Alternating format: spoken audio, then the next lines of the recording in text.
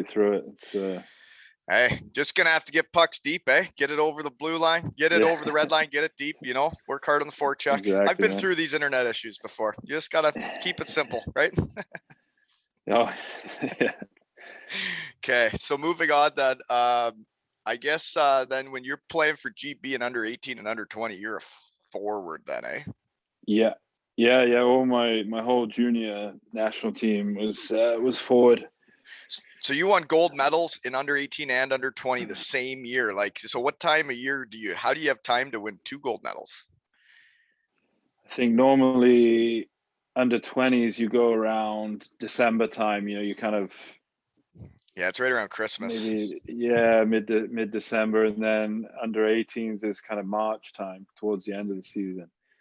But some of those tournaments, if you go to both under 20s and under 18s, one year I was Christmas time in Lithuania, but it was a smaller town, like nothing there, and was there for 10 days. And then a few months later, with the under 18s, right back to the same place, same hotel, same food, nothing there.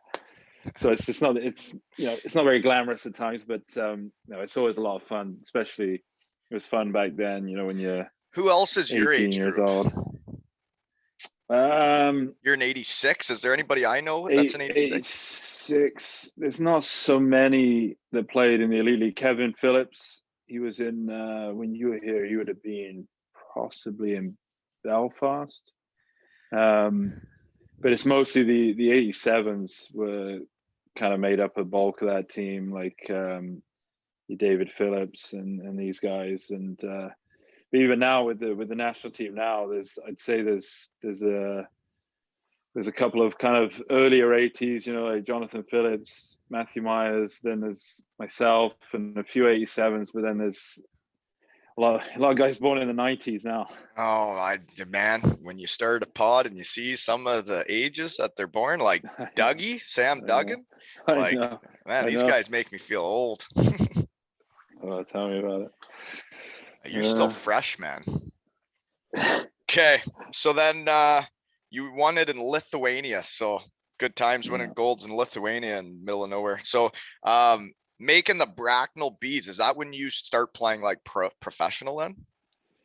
I'd say, yeah. I mean, playing in Swindon was, it was the EPL then. So I don't know if people would class it as professional. It was great being 16 and playing men's hockey, but that kind of thing was the whole moving away from home too. It was the first time going to Bracknell. I mean, to this day, I'll never forget my mum's face when they dropped me off at the house I was living at, this old house, down a lane. This, it was huge, but just it was so leaving her little boy there.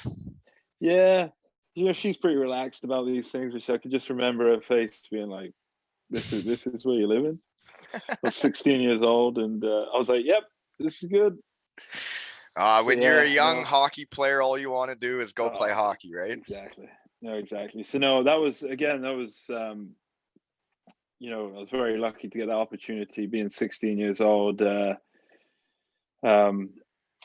Mike Ellis took the chance. He was the coach there in Bracknell, took the chance on me, and I had 2 great years there in Bracknell. It was a lot of fun. Yeah. So then you're still a forward. We got that part out of the way. We know that now. But in the playoffs that year, it says you had 9 points in 11 games, and you're like pre-puberty still, playing against men. Yeah. I mean, as you know, with hockey, like injuries are a part of it. And that year, near the end of the season, I think I don't know, I probably had 10 points in the regular season all year, and then come playoffs, we were so short. I think we were playing 2 lines, so I was getting loads and loads of ice time, and managed to put up some points, and we actually got to the finals and lost in the finals. But again, so they had kind of a real playoffs, like you actually played playoffs instead of just a 4-game weekend or whatever it is.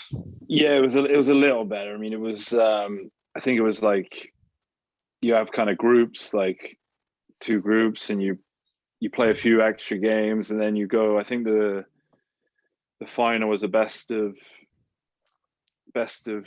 semi-finals were best of 3 and final was best of 5. So it was it was a good league actually back then. It was there was obviously the elite league had just started, And this is but the the elite league, BNL.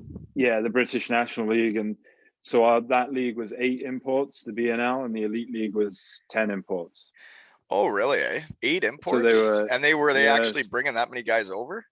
yeah, yeah. So yeah, it was. I think the second year I was in Bracknell, they did the crossover league. So we would play every elite league team home and away, and the points would count towards our league. So they And were that was a almost the big reason. same level then. Yeah. So I think we beat most teams. I think the only teams we didn't beat that year were we lost maybe 3-2 to in Cardiff, and then we lost in overtime at home to Cardiff. But we beat, I think most of them we beat. So that went a long way to actually us winning our own league. Yeah, no, yeah. So you did win it that year? I Yeah, got yeah, that written down, eh? yeah. Man, no, I don't. Research team didn't find that. You won it. No, Winning's fun, eh? So yeah, that's when you learned how to win. Is that your first like real championship? yeah. I'd say in club hockey that was the first, especially in the UK, obviously, as you know, the And league you're actually championship making is. money to play hockey at this point? Yeah, yeah, yeah. Not much, but it was. So, okay, I got a question while it's on the top of my head here is like Yeah, Duggan left to go to Sweden. Other guys go yep, to the US. Like I'm going to have Colin hmm Shields on. I played against him when yep, he was at Maine. yep. You never left really, eh? You stayed in the UK. What did you No, ever have opportunities? yeah, well, yeah. When I was maybe 16, there was opportunities to go to Europe, like to Finland and stuff like this. But the problem at the time was it was more of a case of, right, you come, you pay to stay in a hotel for a month. If you make the team, we'll find you somewhere to live. But Yeah, at the they time, weren't I they're not selling it to you that like they yeah, really want you. It's kind of like yeah, I yeah, would tell people it's like if you're paying a bunch of money and you're asking them to go there, then they don't yeah, really want you that bad, right? exactly. So it was just a financial thing. Obviously, I I couldn't do it, and then again things popped up. Like a lot of guys I played with in juniors went over to these, as you say, these You hear hockey bad stories academies. of Yeah, different hockey stuff, right? academies, etc. And no, I think also for me, if I didn't get that opportunity to go to Bracknell and play in that league at 16, it would have maybe been something that I looked more into. Yeah, But to be playing at that level at 16, I thought that would, well, people were that's good. telling me Yeah, that would help my game more. So no, it's something playing that when I against look men at back on, 16 would be hard. yeah, it was. I mean, especially back then, I think it was Newcastle.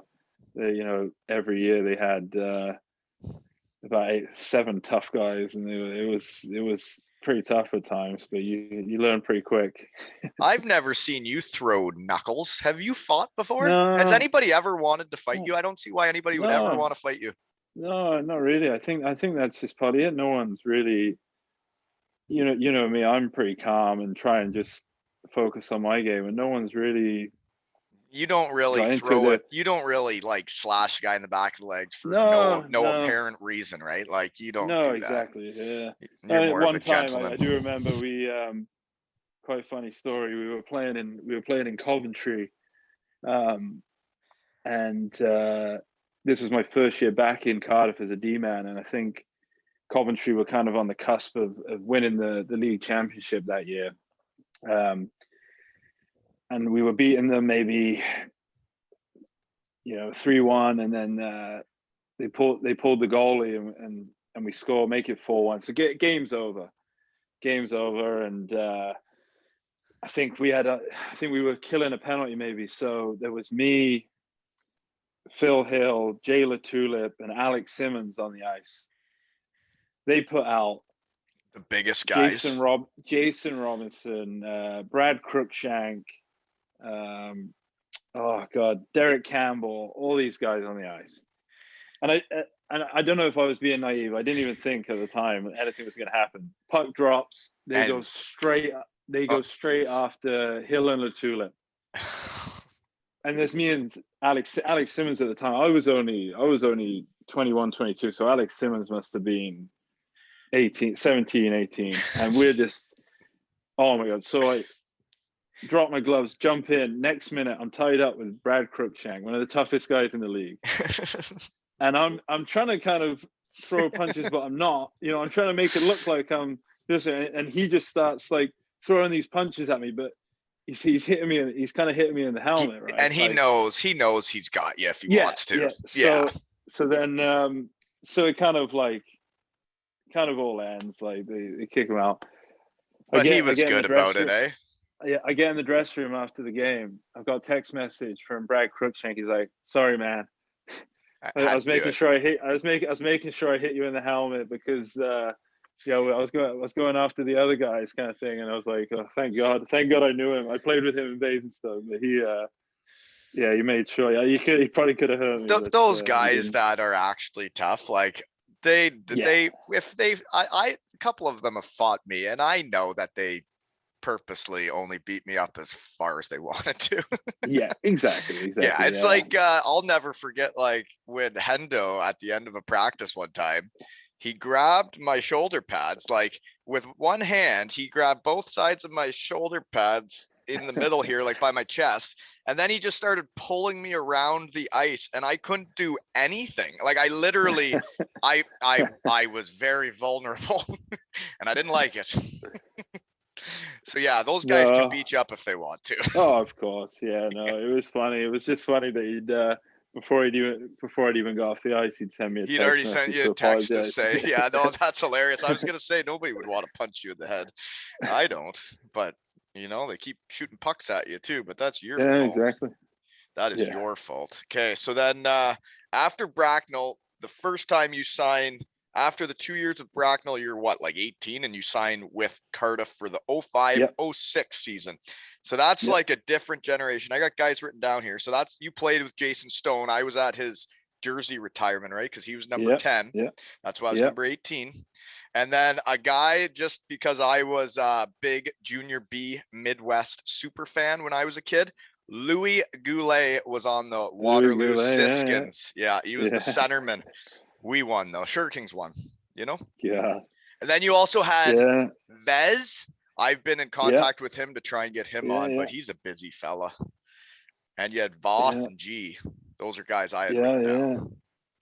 Yeah, that was a lot of fun. It was actually, ended up coming to Cardiff. Pete Russell was the junior national team coach back then, and he just put in a good word to Ed Patterson, the coach there, and they gave me a chance. And I actually, the first year I was there, I was living with Jason Stone in his place, so that was interesting. He's a great guy, Stoney, a great guy, but he's mostly in his bedroom, and I was kind of like a bit young, and didn't really know how to kind of figure him out. But he's a really good guy, so that was a lot of fun. And so you were about 18. Where in Cardiff were you living as an 18-year-old? Right by the city centre, because the rink then that was the last year of like where John Lewis is, where the rink's downtown. Yeah. So you played in that rink. God, you're old. The last year, I know.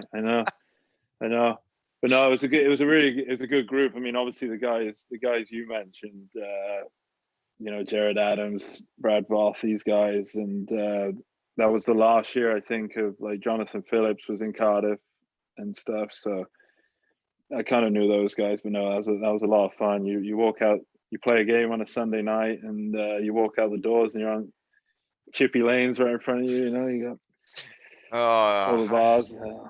I'm trying to picture young Richie. I'm trying to picture it. You were married with a kid. That was one part of how we know each other. We were the only people with kids on the team that year. God, I know. I had to shake my head the other day. How's Grace doing? Oh, Grace is great. Yeah, growing up way too fast, but no, she's a good girl. She'll be 15 in January. So that's crazy, isn't it? Yeah, it's a different kind of parenting now, but no, she's good. And I had to shake my head the other day. You said you were taking Zoe to practice this morning. Yeah, like, she was born when we were together, eh? Yeah. And you know what, folks? Judge me if you want to. Farm Girl, Blueberry Wheat, Bayfield Brewing Company. It's early. Judge me if you want. But yeah, Zoe was born in Cardiff when we played together, and like she's exactly, to see how fast they grow up, man. It is very, very strange. Colby will be 9. I know. Seems like yesterday Colby was just running around the ice at the end of games, and you see the pictures and videos. You're trying to keep up with him. Hits you right in the feels, you know. Yeah. He does.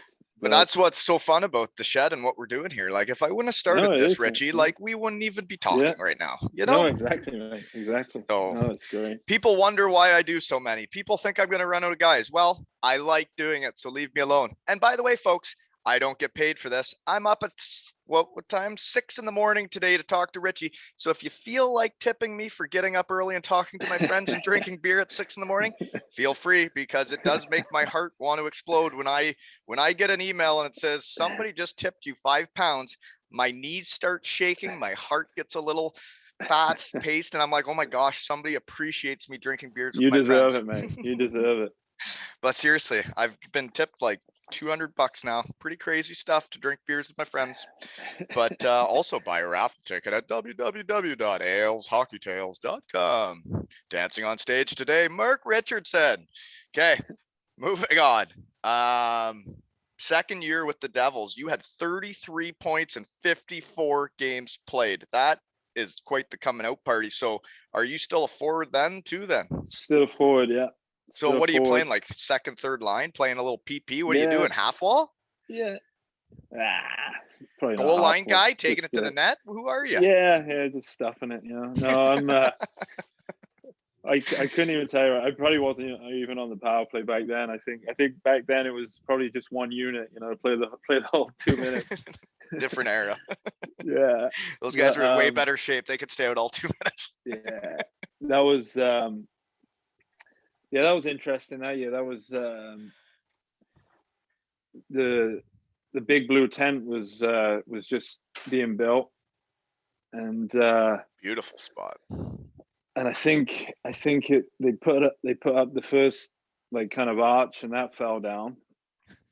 So we were practicing a couple of times a week in Bristol, the old Bristol rink, and then as the rink was being built, then the rink was delayed even more, but we couldn't get any ice time. So I think up until maybe 6 weeks, maybe longer, no practices. We were literally we'd go to the gym, David Lloyd gym. We'd do a workout, play tennis, play badminton. Just literally just play games. Yeah, and then we just play games. That would be so fun. I would have fit in perfect on that team. One road game a week, and then the rink was finally done. And then I think after Christmas, then we were 3 games a week. But you were just rolling. It was fun. That would be fun. I remember when we used to have to drive to Bristol for practices when I was in Cardiff, because why was that? We didn't have ice in Cardiff for some reason. Yeah, when we were back in the tent there, yeah. If there was anything else going on, you know, Christmas shows or I remember ice, it was like you always had to go elsewhere. Yeah, I remember we made it fun though. Yeah, definitely made those trips fun. Pigsy knows what I'm talking about. Marshy knows too. Okay, moving on then. Were you guys any good in Cardiff back then? You know what? It was one of those things, like we were having all those issues where we couldn't practice and all that, and I think we ended up probably maybe 4 or 5 points off top of the league after all that, and then went on to the playoff final and lost in a shootout against Nottingham. So. And sometimes, like, when things aren't perfect, if you got the right mix of guys that are like, let's make this fun, let's make the best of it, then those are special years, right? Yeah. That's basically what it was. It was just, this is the situation, and That would have been weird let's get on with it. when they tore down the old arena, eh? Yeah, I mean, obviously, I only played a year in it, but for a lot of people in Cardiff, especially just where it was, like, I mean, I don't think you're going to get an ice rink in a better spot. Yeah, It was just I know where it perfect, was, and and that is quite the yeah, spot. Yeah, pretty ideal for people to just walk up to the arena, right? yeah, Instead of having to yeah, drive. exactly. Oh yeah. Yep. Anyways, can't live in the past, folks. Time to move on. Really nice arena now. Ice Arena Wales, I think it's called Yeah, this year, right? yeah. I think it's back to West Serena Wales now. Yeah, whatever it's called. I never played there. I like the BBT. New arenas, bunch of punks. Okay. Memorable D partners. I bet you Hoth is up there. He gets shouted out enough, but anybody else as memorable D partners? I know I wasn't allowed to play with you and Hoth. Lordo kept you guys for himself. Seriously. You think you laugh like I'm joking. I never played 5-on-5 with you ever. Ever. I can't remember. You can't remember because it never happened. Yeah, way to go, Lordo. You need Richie and Hoth too, eh? And first PP? Whatever.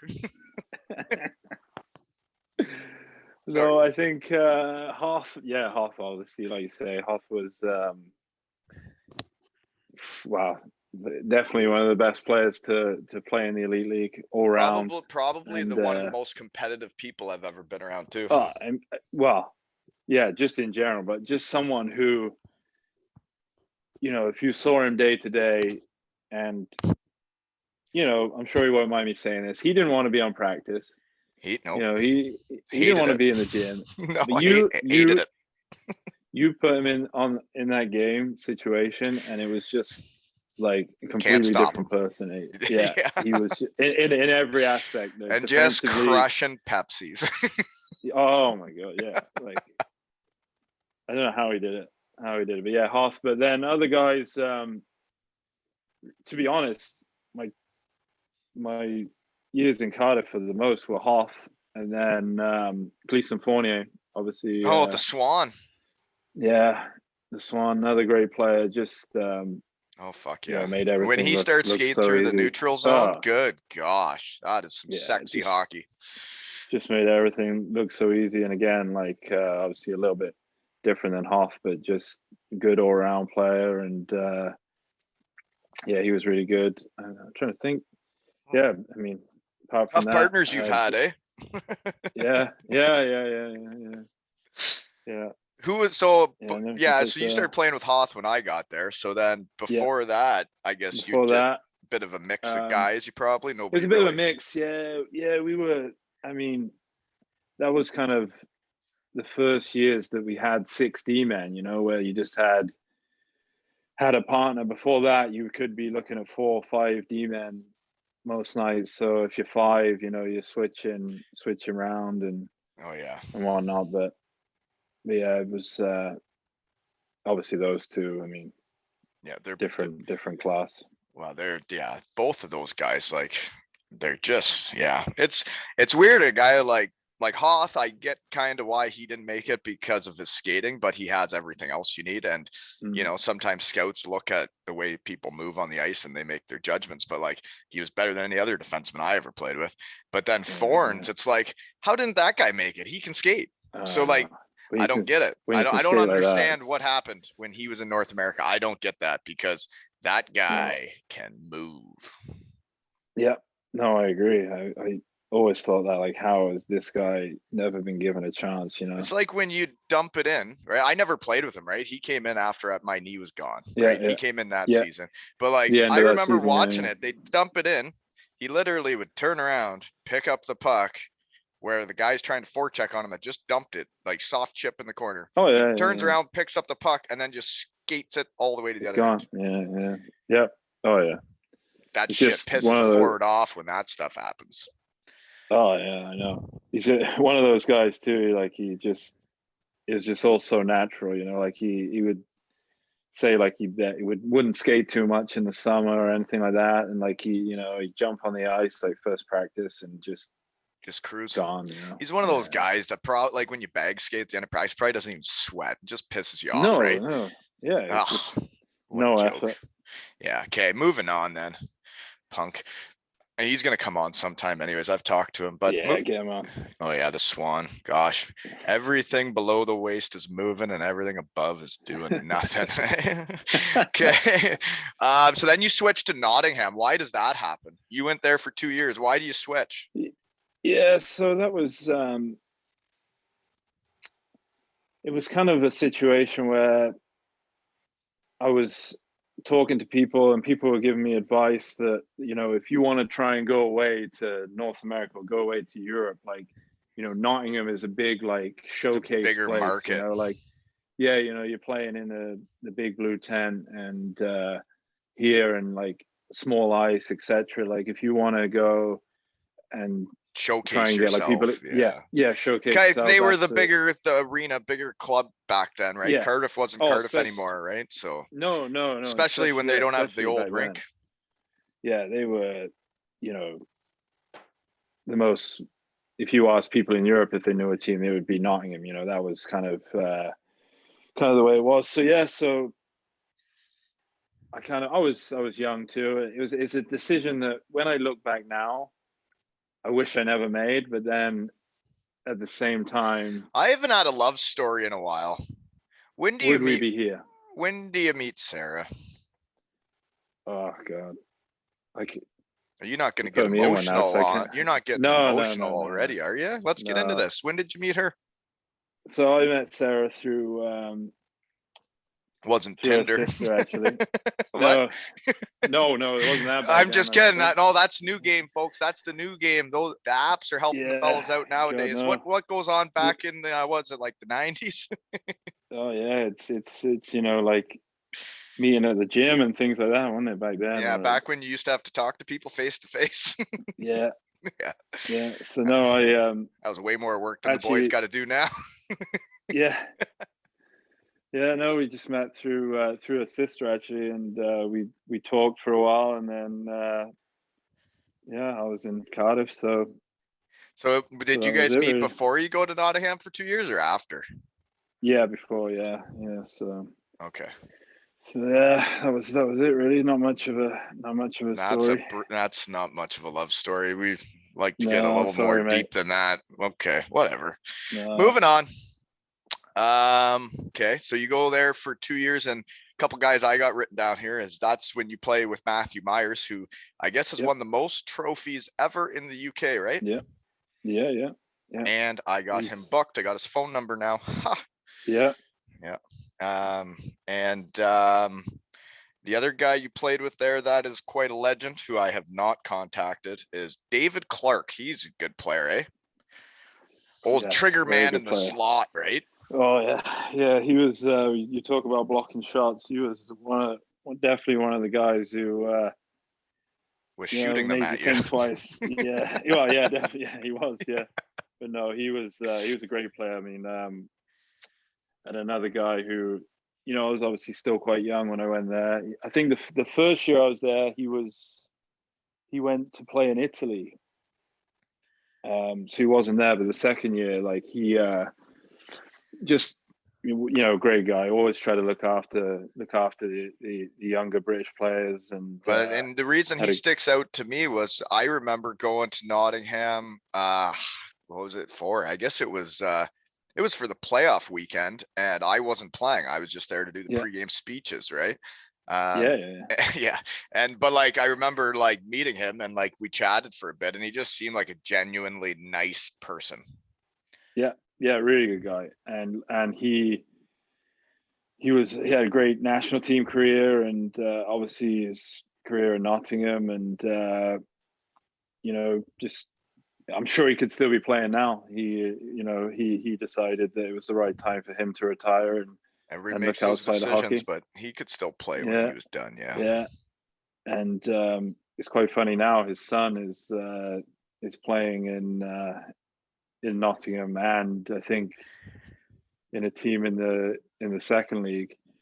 and doing really well. So it's kind of a new era. That's good to see. That stuff happens. It's weird how genetics work, eh? A lot of like when you start asking around in your shed, seems like their genetics have a lot to do with being good at hockey. Just saying, folks. You know, there's a lot of father-son stuff happening in my shed. Yeah. You figure it out as you start talking around. Okay, moving on though. So you do 2 years there. How do you end up back in Cardiff? Yeah, I guess that's so the second year is when it's not going as well, right? And you go to Basingstoke and all that stuff. Yeah, so the second year I started in Basingstoke and then went back and became a D-man. So I was there at Nottingham, and the end of the season, kind of had a decision: do I sign back in Nottingham? Do I go to Cardiff? And it was for me, it was really the ice time I would get in Cardiff. You know, like I more knew opportunity than I knew Cardiff were more likely to run with 4-5D, and you know, it would just be it was lots right of ice around time. Was it not right around when I got to Cardiff? It was still like teams would play with just 3 lines and like have maybe an extra, right?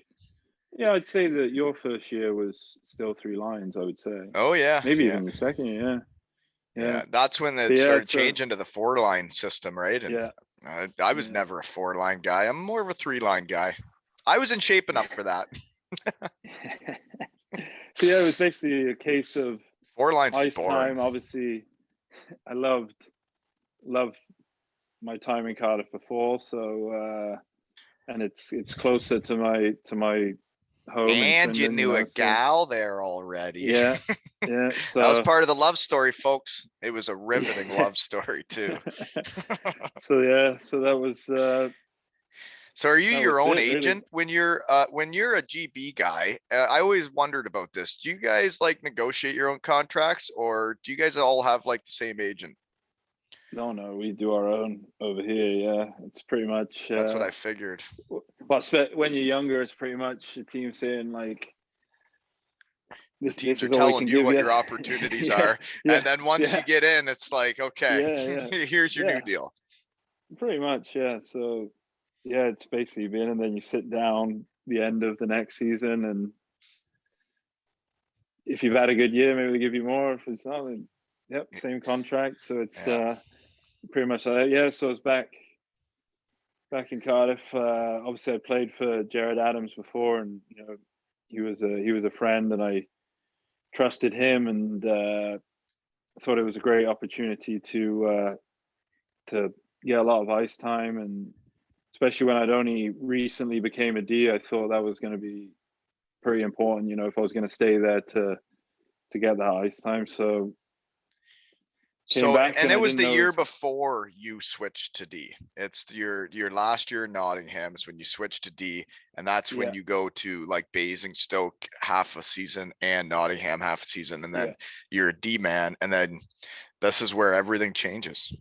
Yeah, pretty much. Yeah, and that was obviously at the time I didn't know that was going to be kind of pretty much Cardiff for the rest of my career. And you know what I find interesting is you Brits here. Okay, when I start looking through this on my research team, because I also have research teamed Colin Shields, is you guys all get a little ants in your pants in your 20s, and you guys want to go out in the world and move and shake, and then you all seem to find a place and then just set up shop like he did in Belfast, you did in Cardiff. You know? Yeah, no, we haven't even got into your Arlan Cockshatow time yet. Got that. Yeah. Okay. So we're not there yet though. Year 2 in Cardiff, back after Nottingham. That's the Guinness World Record year, right? Yeah. And that's Finner's been on the pod. He was on that team, and he talked about a place called the Cameo Club. Did you go there? And the George brothers brought this up. No, I wasn't involved in that, but I think the boys talked about it a lot. I can imagine the George brothers were in there a lot, but Steve would have That been was taking a mic and working the dance floor. Yeah. If there's dance floor. That was a fun year. Obviously, well, when you're winning, it's always a lot more fun. But it's kind of crazy. You guys have the Guinness Book of World Record for most wins in a row, and in the UK, it's about winning the regular season, and you guys didn't win it and have the record for most wins in a row. Crazy, man! It was absolutely crazy. I think Sheffield at the time, with how many did we win? 22, 23, something like that. Research team didn't find that. I think they probably went like 7 wins, 1 loss. 7 wins, 1 loss. It was just they only had a couple of losses in that time, So, and then we ended up losing the league that year on regulation wins. We were tied on points. Oh, really? Yeah. So that's happened to you a couple times. Twice, yeah. Yuck. Yeah, so that was tough. Yeah, but no, that was again, that was a fun year. We sun's up, folks. Sun's up. It is daylight out now. The sun is up. That means I gotta go coach. Just the Tykes. My team doesn't have a game today. Don't worry, folks. It was canceled. I wouldn't be having beer if we had a game, okay? Anyways, okay. So you guys had a good team. You had this Pele fella. Sounds like a soccer player, but he had like 50 goals or something, eh? He was good. Yeah. John Powell, yeah, very good. Yeah. It was one of those teams, I think. The BBT would have been rocking, eh? When you guys are winning 20 in a row. Oh, yeah. That place would have been a mess. Yeah, because I would say even back then, like crowds weren't maybe as high as, they were when you came with the new owners and that year, but it was still rocking in there all the time. Like it was great atmosphere. And it was just one of those teams that year that just gelled. Just gelled, yeah. Like where the lines pretty much stayed the same the whole season. Like it was just not a lot of shaking things around. Yeah. You get in a groove and you got your line mates and nobody's getting hurt and you just play, right? Yeah, it was just one of those, yeah. But then it was a shame. Obviously we didn't win the league, and then I think the playoff final was the same thing. It was 1 goal game or something. We lost again. That sucks. Well, the next year then is when you get into more my era now, because now you start having my friends on the team. So you got Jeff Pierce played at Western Michigan with me. Yep. Scott Dobbin played junior B with me in Elmira. Chris Frank, Western Michigan, and then Pigsy and Batchy joined the team now, right? Yeah. That's more my era nowadays. Yeah, that was. Again, I mean, I don't know the ins and outs, but I think that was kind of a funny season, that one, because it was something to do with the owners, and they'd spent more money the year before, and then they wanted to spend less that year, and we weren't really sure. When you start hearing that shit, does it not make it way harder to win hockey games when people start putting noise in your head and you're like, and you start thinking about things that have nothing to do with winning hockey games? Yeah. Oh yeah, for sure. And then it turned out that year, obviously, as I said before, we'd been lucky the year before, not too many injuries, etc. And then that year was completely the opposite. Guys getting hurt in practice and then out for 4 months, and stuff like that. So and you just can't get in the groove. Yeah, but no, it was still. I mean, I think as we did it pretty much every year under Jared Adams, we probably overachieved in again reaching the playoff final. And you guys were in the playoff final that year, eh? Again, yeah. I think we ended up in the playoff final. We beat Belfast in the semifinals, who had won the league that year, and they were very good. I think we beat them in a shootout in the semifinal. Ended up in the final, but we were so what was it back then? 10 imports, I think you were allowed, and we probably had 6, maybe 7. Really? Barely 3 lines. I think Pigsy told me a story about it. Did he not play a lot in the playoffs? Thrasher, Belgian whip here. Yeah, Pigsy had a big goal in the semifinals against Belfast. He's told me this story. That's one of his tales. Yeah, so I think we must have been, as I say, 6, 7, or 7 imports, but then also missing like good British players too, like Phil Hill and stuff like that. So I mean, it gave obviously like Pigsy and these guys lots of ice time, and we ended up in the final. We lost. I think we lost 2-0. I think the second one was an empty net against Nottingham, but yeah, again, it wasn't a bad season considering, and Well, yeah, when you end it like that, right, and you make it to a final game, at least you're playing for stuff, right? yeah, for sure, yeah. But And that's the year again, with it was Dobbin, Pierce, Frankie, and all yeah, them. Okay. yeah. Yeah. Okay. Scott Dobbin, I grew like kind of like he's the same age as me, and he grew up like Hmm. small town around Elmira, and we would play like we definitely made Elmira as rookies together. I'm trying to think. I think we might have played like spring AAA together, like when you go in those tournaments. But Yeah, good player too. I play against him in Germany as yeah. well. Okay, so then after that year, you are a D-man now. So then you must have gone to the World Championships and played really well, because then you went to Kazakhstan. How'd that happen? So yeah, that was so Ben O'Connor had been over there the year before, and Okay, and he's a former yeah, Potter, folks. He's had a lot of lessons himself, yeah, and that guy, we talked about this. So you guys lived together over there, didn't you? yeah. So basically, so at the time, I mean, I think the national team wasn't quite, well, obviously wasn't where it is now, but it wasn't quite, The same. yeah, as recognized, and the league too in the UK still wasn't, You guys have gotten a very lot more popular around respect, eh? Europe. Like now that Yeah, Bounsy's like an import, and Ben O'Connor's been an yeah, import, you've yeah, been an yeah, import, yeah, and all yeah, these guys that have gone out there and done it, like Farmer, right? Where's he now? yeah. I think he's kind of semi-retired. He's playing he's Oh, is moved he? up to Because he was in Whitley Germany, Bay and right? to become a police officer, I believe. The last time I spoke with him. Oh, geez, I wouldn't want Um, to be one of them. I know a lot of them, but I wouldn't want to be one.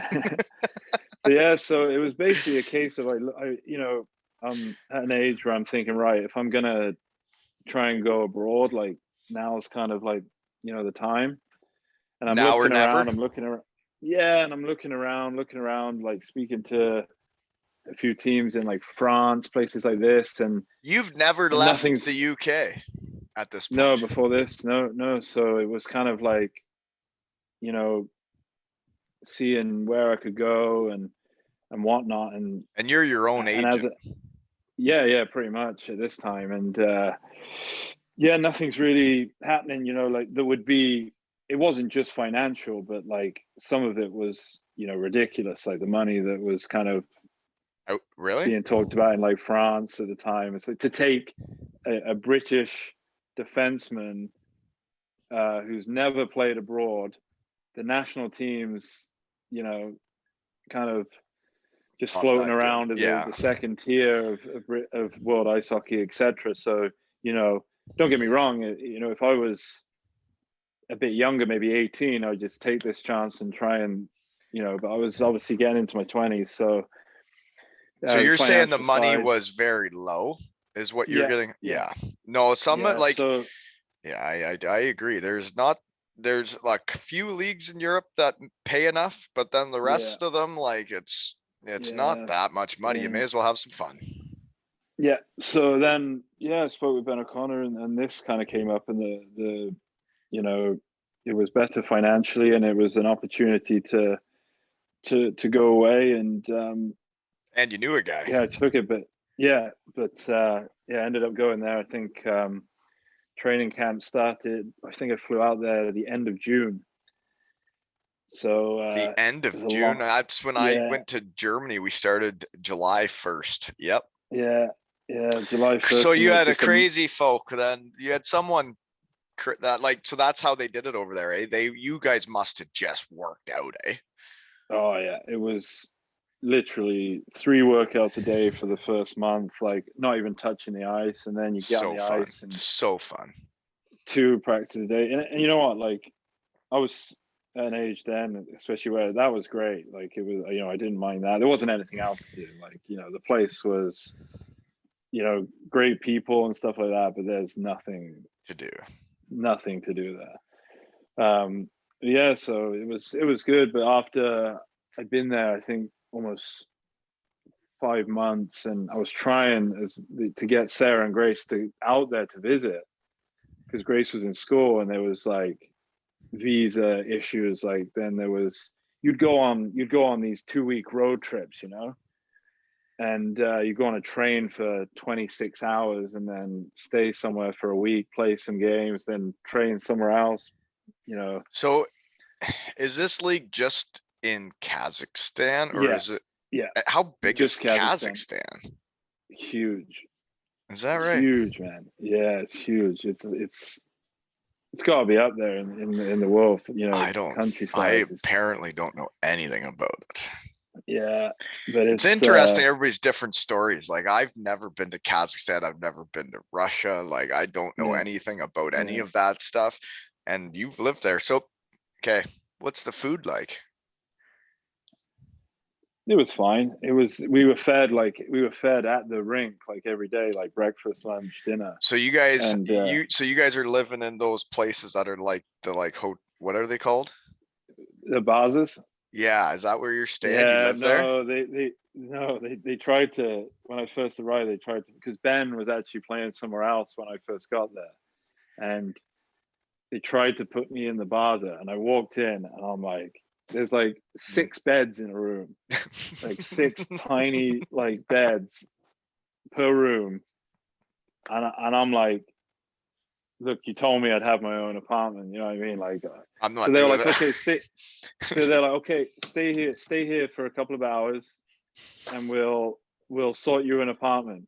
So I guess they just like made some calls, like drove around, like looked at a couple. Like they hadn't done this before I got there, and then they just paid this like old lady some cash. And got we a knocked place on this door of this apartment. Yeah, this old lady's in there. They give us some cash. She leaves, and I move in. And that's your new apartment. Yeah, no, that was my apartment. Yeah, it was. Oh, You it just was pay- fun. they It just was. pay- It was. Well, I wonder where the lady went. I wonder if she went into the Yeah, Baza. What's it called? no, the Baza. Yeah, Baza. the Baza. But yeah, I was just, and she was gone, and then she must have been like 80 years old, and I'm sure one day I walked out. I was walking up to the apartment. She was coming down the stairs, so I think she'd been in there too. Smelling your underwear. But I don't know. I don't know what was going Oh, on. she probably So, didn't get all her stuff out. oh, I know. But then That's funny. So that's yeah, so I where was there. Ben moves in with you at some point then. No. So then I was there on my own, and then it was only like 1 bed. So then when Ben came, we had another place like a bit further down the street, so we could both stay there. And it was just, it's very, I think, when you're younger, it was perfect. It was you go to the rink, you eat breakfast, you practice, you work out, you eat your lunch, you go home, nap, come back, practice, eat That dinner, doesn't go sound home. fun at all at any age. That doesn't sound. That is not what Wally's into. That sounds like way too much. But if you're into that, you go for it. Yeah, to be honest, the Russian guys weren't so much either. They they moaned a lot, but that's just how it is over there. I've it was an experience. But yeah, no, it would be an experience because I played against. I think it was a Kazakhstan team or whatever in the Continental Cup in Sundaryuski. And like, man, watching them practice, I remember going to their practice and watching them. Nobody had fun. Not one player was enjoying playing hockey. Was it like that for you there? Oh, it was a time. Well, not for me, but I could see what you mean. Like practices were. It was work. They were working. Yeah, it was work. That's it. I mean, for those guys, like, to make what they were making there is a lot of money in Kazakhstan, and it was work every practice. Like, those guys, it was different, right? It's different when you see different guys play. Like some people play because they love it. Some people play for the money. When you watch them play, they were playing to get paid and they were just doing their jobs. They were not enjoying 100%. themselves. Nobody smiled. The coaches were yelling. Oh yeah. Didn't look like my cup of tea, as they'd say. No. The coach was, I mean, I didn't obviously speak any Russian, but But he was just shouting the whole time, like literally the whole time, like whether it was good or bad, You don't he's even shouting, know, like right? you don't know, Yeah. you don't know. Yeah. You're like, just zip He's it. just Yeah. he's just shouting, and I'm just there, yeah. Man, it's like my first year in Germany when the coach did he literally didn't speak English the whole year. It was all German. And we'd have meetings and then it would be over and I'd be like, what'd he say? And they'd be like, just go out and play, man. I'd be like, okay. Good stuff. Okay. So what overall in Kazakhstan, good experience, but at least you got to go out there, spread your wings and see the world a bit, eh? Because other than that, I guess you've been in the UK. Yeah, no, definitely. I mean, obviously being away from family, like any time is tough, and it would have been nice for Sarah and Grace to come and see that. Like that's, it's not somewhere you go on holiday, is it? So But for that side and of it, it's yeah, always good for people to see what you're doing, right? Like to actually yeah, see yeah, where yeah, you yeah, are and where you live. yeah, It's yeah, like for sure. it's like when Dougie Clarkson comes to see me here in Kincardine or Hendo, and like then when we talk, like I'm like, well, you know where the beach is, and you know where my house is, you know where Yeah, the yeah, shed is, like yeah, you yeah, know where what's going yeah, on, yeah, right? yeah, definitely. Yeah, but overall, yeah, it was an experience that I won't forget. Was it a trying year? Did you have fun? Did you enjoy hockey that year? Kinda. Yeah, yeah, I mean, I enjoyed the hockey. It was just like I say, day to day kind of. It was tough, but So that's you just didn't being play away the from full family. year. You went back to the No, Devils. yeah, yeah, and that was the other thing, right? Like, so for me, being away from the family, if that was the only way I could work and earn money, then you stay there. But for me, But there you was could have, always and so that's my question is in the UK, teams get made, right? People make their yeah, decisions. It's like Ben yeah, O'Connor switching from Sheffield to Cardiff. It's like yeah, they gave him an offer. He thought he was worth more. He doesn't go back. Now he's on a different team. But like once those rosters are set, they're kind of set, right? Like you have you oh and yeah, Ben yeah, O'Connor and yeah, Batchy. yeah, But that year, yeah. when you're in Kazakhstan, the Devils they obviously made room for you to come back, right? Because you're in the mid season and they made room for you. Yeah, yeah. Whilst I was there speaking with Neil Francis and Jared Adams, like they pretty much made it clear to me, like if at any time want to come back, Just just let us let know. us know, which was very And good of that's them. what they And should do. And that's yeah, because yeah, you are who you are. And if I had a team, I would say the same thing to you. yeah. So that was no, that was thanks. So yeah, that was very very good of them. And obviously, like as I say, got to a point where it was very clear that I wasn't going to be able to get Sarah and Grace out there. So for me, it was an easy Yeah, it's decision. time to head back then. Mm. Yeah. Okay. So then you head back. Is the team good that year? Or that's kind of like when the Devils are somewhat in their low period, eh? With the Um, Yes and no. There was a lot of change from the year before. Like obviously when I came back, there was a lot of new guys. Like I think that was like Marshy's first year, and these guys, and it was quite a good team. But um, again, like one of the biggest problems we always had in Cardiff was if there was an injury back then, a big injury, like it wasn't so we weren't so quick to replace players. So yeah. No, it's like um, nowadays you see like if you guys get an injury for say a yeah. month, you guys sign a guy Yeah, for a month, right? yeah, yeah. I mean, pretty much league wide, that's the case now, And so yeah, so I think I came back. I think when I came back, I believe, yeah, at the time, Bissonnette was there at the time, and no, the team was doing quite well, and then yeah, a Okay, few so injuries. that's the season then with Deeds too then. Yeah, Deeds, yeah, Deeds was on the team, yeah. He seems like a beauty. Um, He was on. yeah, yeah, really nice guy, and yeah, I think there was injuries kind of towards the end, and again we were at playoff weekend, but I think lost in the semifinals. But no, some good players that year, but just for whatever reason, So was injuries, Biz as good? suspensions. Was Biz as good as he says he was in Cardiff? Yeah, I think I only played. I think I came in and maybe played 2 or 3 games with him, and that was just before he went home. But yeah, he was that good in the coast. When I played against him in the coast, he ran amok.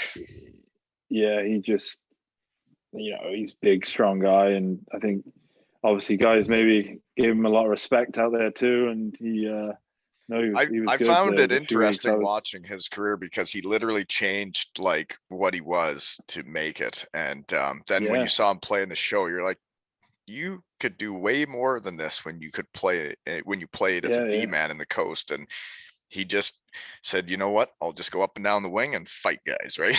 yeah. But he obviously had that skill, and in his short time in Cardiff, obviously he felt comfortable, and he produced. He was good. Yeah. Okay. So that year happens. You guys, whatever. Moving on. 2013-14, though, that was the year before I get there, and that was like the low point, right, of Devils history. Oh yeah. That's. I mean, so basically, all these other years when you've been in Cardiff, and I knew you've been in Cardiff a long time, but I didn't realize you went back to the original arena. But like that year there, that was the one I always heard about, was like the low point, right? It definitely was. Yeah, I mean, you could probably talk all day about many things over the course of that season. I think, a team was signed at the start of the year with a lot of potential, and it didn't really. It started off with, I think, we had a goalie, Dan Lacosta, former NHL former Daytona Beach Bomber and Syracuse Crunch with me, and former hotel roommate of mine. Okay, there you go. Small world, eh? So so he came in, and unfortunately was injured early on. He was struggling with some head injuries, right? which ultimately forced him to retire. And so that was a tough start. And that's your goalie. A few other kind of injuries, and then the team weren't performing, and unfortunately the decision was made to relieve Jared Adams of his coaching duties, and then he went to Sheffield and won the playoffs or something, right? Yeah. And Brent Pope took over, and from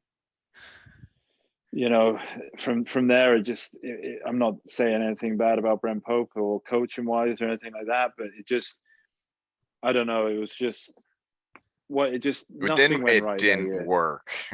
We'll say anything that was tried, like bringing in players from different countries and whatever, like nothing worked. It was one of those years, and Lordo was on the team then, right? I could see Lordo just going mental when that's going on. Yeah, Lordo had a couple of breakdowns, couple of moments that yeah. Because I think the kind of nail in the coffin there was, as I was talking to you before, I think we'd been to every year of the Elite League. I think we're the only team that had been to the playoff finals weekend, like every year or so many years in a row.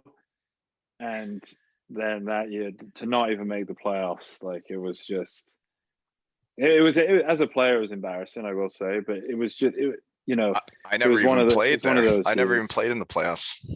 Yeah, it was one of those things, and you guys didn't make the playoffs. You guys finished 9th, right? 9th, yeah. Okay, so you guys don't even play like the quarterfinals. No, we didn't even make it at all. No, like that was the first year. It was Yeah, and with Cardiff's proud history of everything they've been through and where they are now, I guess that is the worst, eh? No, that was it was just okay. So then you lived through that year, and then when had you already re-signed for the next season? And like when Todd and the fellas, Steve and everybody takes over, the Calgary fellas, like, were you already re-signed? Did you already know you were going back? Not 100%. It was Because so after a year like that, you probably got a yeah. bad Well, this taste was of the shit thing. in your Yeah, mouth, right? yeah. So it was. I think I was offered a contract towards the end of that season, but I'd never actually signed it. And obviously, they were going in a direction where the coach was going to be Dave Whistle. He was signed up as the coach, and you know, you were hearing rumors like all the time, like it's going to be a small budget, it's going to be this, it's going to be that, and then with the memories of the season before, it was kind of like obviously there was nowhere else really I wanted to play other than Cardiff, but And it was just kind of you got your family yeah, there. yeah, exactly. So it was kind of just it was almost like sitting there waiting for some good news, Yeah. and I didn't expect it to be as it was. And I just remember one afternoon, Franny calling me and being like, what are you thinking at the moment? And I'm like, wow, like obviously I've got this contract. I just don't know. And he's like, well, just don't do anything for a couple of days. I can't tell you why. Just don't do anything. And I'm kind of like, oh, I trust you, Franny, but like But I think that there was a when couple there's of teams that moving were called. parts and like teams are Yeah, trying yeah, to make their teams, and like there's yeah. sometimes it's like a 24-hour window. It's like Well, either shit or exactly. get Yeah, off the yeah, pot, right? yeah. There were teams that were kind of saying to me, like you know, if you want to come here, we need to know kind of soon. So I was like, I'm going to trust you, Franny, but like, I hope this works out. And then obviously 2 days later, the announcement that Todd was coming over from Belfast and with the new owners was very welcome news. And then from there, as we've talked about, it was just an absolute whirlwind, and Yeah. off we go. Yeah. And yeah, that's when the Cardiff Devils just go on a rocket ship to the moon. Yeah. Well, exactly. It That I was. remember one of our first exhibition games, and like I don't know the history, right? I'm just showing up and I'm one of the outcasts like everybody else that like nobody wants anymore. And we show up at the big blue tent. And I remember playing two touch outside in the parking lot. And Todd, there's a lineup of fans like literally waiting outside the arena to get into the game. Yeah. And he went up to all of them and said, write down what you would change about the club. And I remember watching him do that. And I was like, huh, we got a GM that like actually cares about the fans and what they think. Yeah. Oh, for sure. I mean, I think that was the thing with the fans. Like again, like I have no beef, no problem with any of the past owners. At the end of the day, they gave me a job and paid my salary, etc. But I think for the fans, it was just for the first time, like someone asking them, like What do they what do want? they what do they want, like what do they want to see changed and stuff like this, and it's gone a long way to where we are now. I mean, Well, it's even changed. after. It changed me as like my career. Like I run a team now, right? Like I have a team of Mhm. people Yeah, that do stuff. And basically, like I ask them, I'm like, what do you need? What do you want? Like, how can I yeah, make your life better?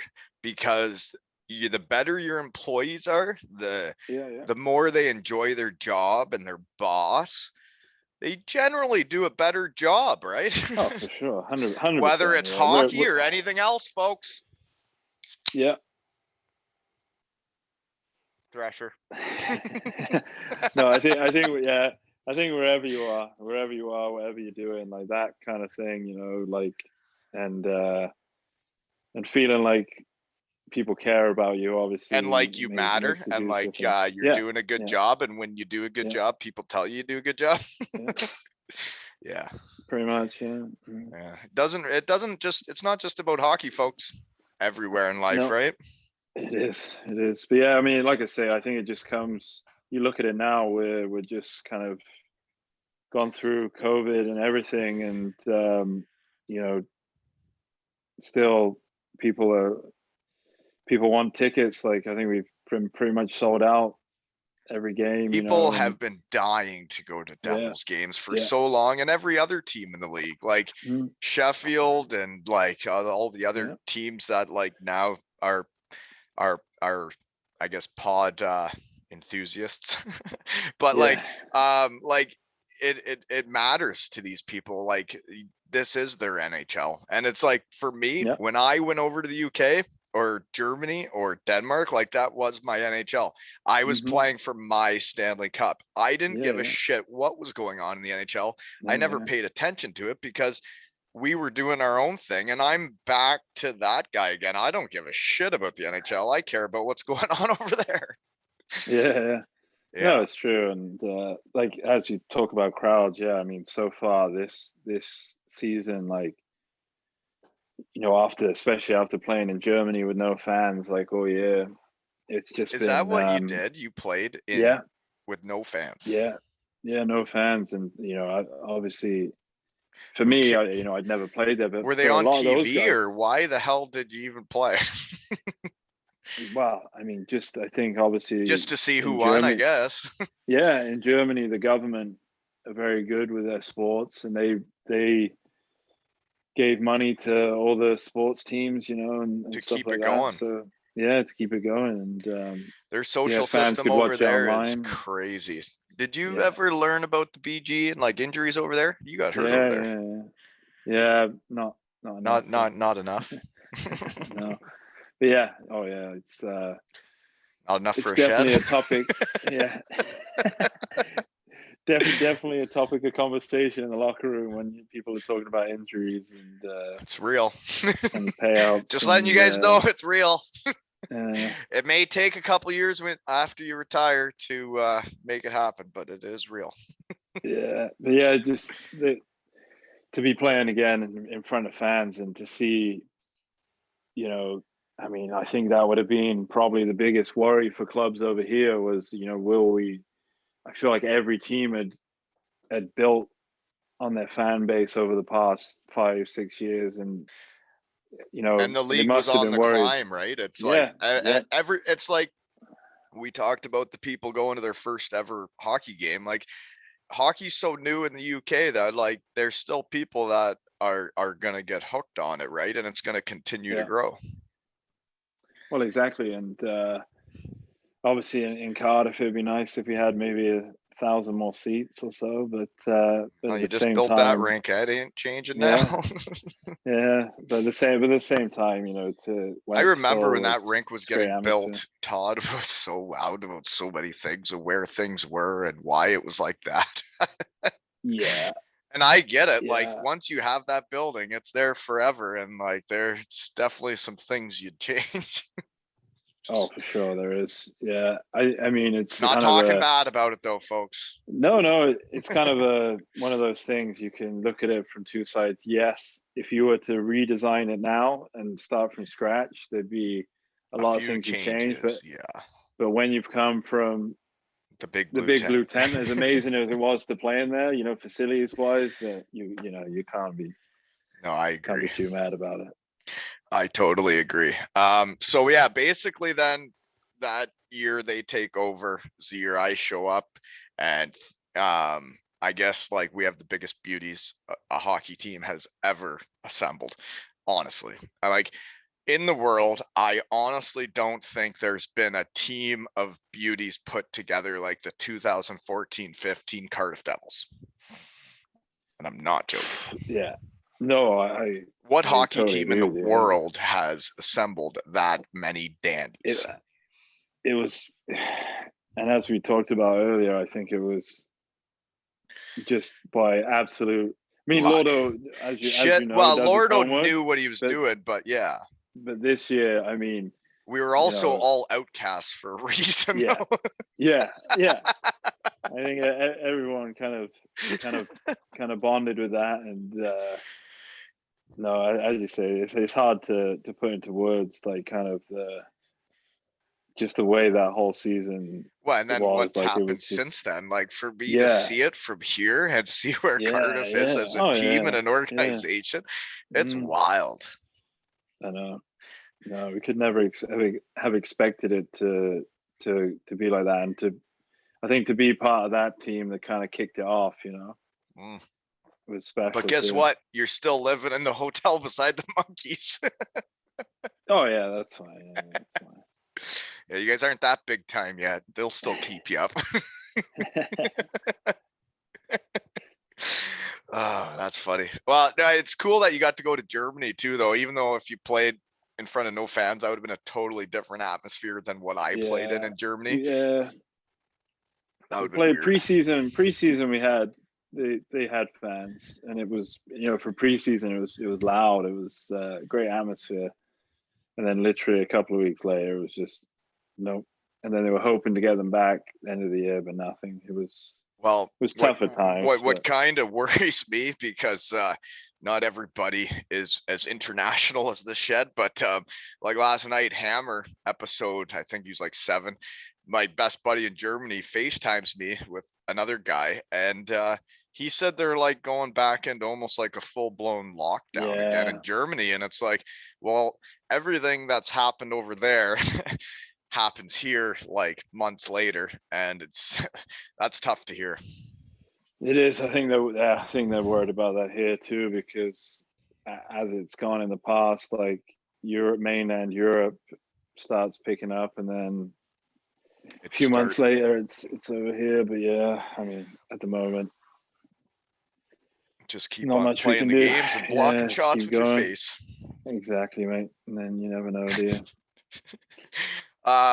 Well, I'm not sure what else to talk about. The rest of the years in Cardiff have been talked about enough, because I mean, you guys started winning, and like the core, like now it's a whole new era though, right? And so one thing you were finally named captain. You could have been the captain 10 years ago. You finally are the captain now. But like, I've never been named a captain of any team ever. Never will be. But what was that like when you got named captain? How'd that all go down? Because you could have been the captain 10 years ago. You could have been the captain before Mo, before Marty, before any of them. And then none of them would have had their chance. So it's like, you're just that guy. You're like, yeah, no, I'll wait. You guys all be captain. I'll take it. I'll take it when you guys are all done. No, obviously it was a huge honor to be named captain. But for me, I mean, I've said all along, it doesn't matter on the ice. It doesn't make that much difference. In the locker room, it doesn't make that much difference. Maybe for some guys it would. Feel they had to be louder or something. But for me, the whole C's and A's and all that, like, it doesn't change who you are. You get named a captain because of who you are and how you behave. It's not about anything else, right? It's the people that change when they act differently to get those things. Those are a bunch of punks. Yeah, no, exactly. For me, it's the same thing, and it's a great honor, especially when you've been with a club for that long. So long. Yeah, I think it makes a huge difference rather than just kind of your first year in a new city or whatever. But it's just going to be same old for me. Keep doing the same things I've always done. Keep being you, and I totally think that's what you should do.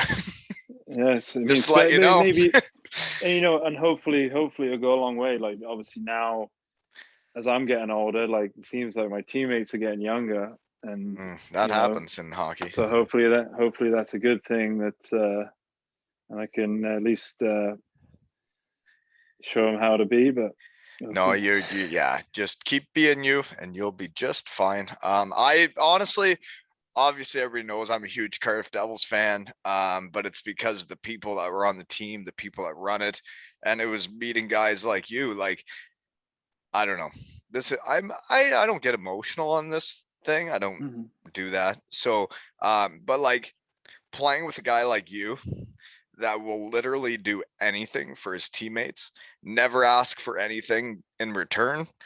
Those are the guys that win championships. And that's why, like, Matthew Myers, that's why GB is good. Dickheads like you. No, but it's funny you say things like this. I appreciate that. Well, it's real. It is. I think, like, when you look back, all the teams you play and all the years you play and stuff like that, you remember the times you win. Obviously, you're always going to remember that. But I think more so, you just remember, like, the good people, you know, like people The that teammates.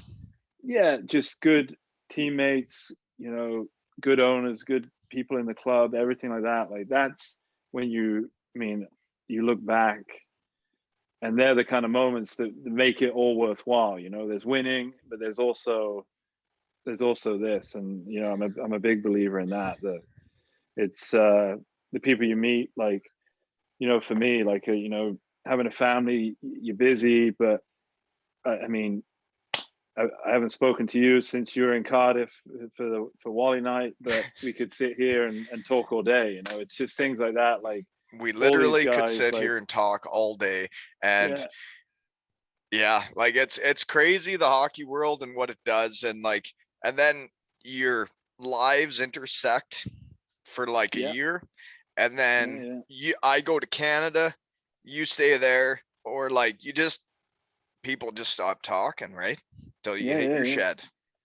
Yeah, exactly. And it's like so many guys I play with, you know, over the years, like I could not speak to for 2 years, and then for some reason we're in contact, you know, or I just think, oh, I'm going to see how so and so is doing, and it's just like, And you're right back to you where know, you were. right back to where we were. Yeah, and that's, I think, That's hockey. hockey, and But that's, yeah, yeah, that's just the relationships you get with teammates. And like when you see a guy like you that will like literally eat a puck for his teammates, like you remember that shit and you're like, that guy would do that for us to win the game, right? mm-hmm. No, When I go exactly. to work during the day, nobody is getting like 100-mile-an-hour slap shot at their face saying, I'll take this for the team, guys. Just watch this. I can go down on one knee and I'm just going to eat it. Crazy stuff. Yeah. Don't even like him in the shin pads. Never understood how you did that. But that is part of why I love you. But seriously, keep being you. And the Cardiff Devils are in fantastic hands moving forward. And this has been another episode of Two L's and Hockey Tales with Richie and Wally.